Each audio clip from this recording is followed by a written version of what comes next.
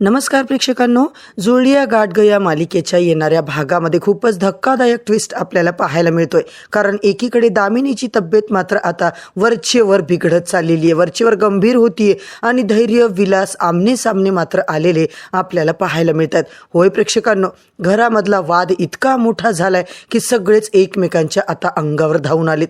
विलास धैर्याला पकडण्याचा प्रयत्न करत असताना धैर्य मात्र स्पष्ट सांगतो, माझं कर्तव्य मला सगळ्यात पहिले करायचंय. माझ्या आईला मी काही होऊ देणार नाहीये, तिला अजिबात मेंटल हॉस्पिटलला मी टाकू देणार नाहीये.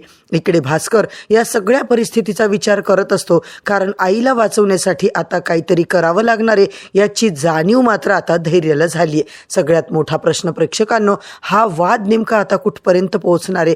धैर्य खरंच आईला वाचवू शकेल? आणि दामिनीने चक्क आता चाकूने हमला केलाय, तो म्हणजे भास्करवरती. अक्षरशः घरामध्ये इतकं टेन्शनवालं वातावरण आलंय, काही विचारायला सोयच नाहीये. होय प्रेक्षकांनो, कारण इकडे सावी, रीना आणि पराग यांनी परत तेच सगळं मांडलेलं असतं.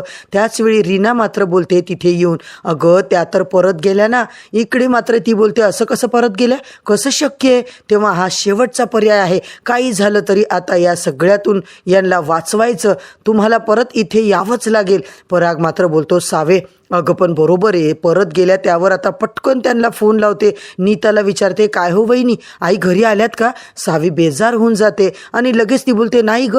दामिनी मात्र आलेली असते आणि त्याच वेळेला अगदी अशी प्रेक्षकांनो ती उभी असते जसं तिला सगळं माहिती आहे. आणि इकडे मात्र नीताला कळून चुकले प्रेक्षकांनो की आईला सगळं कळलंय.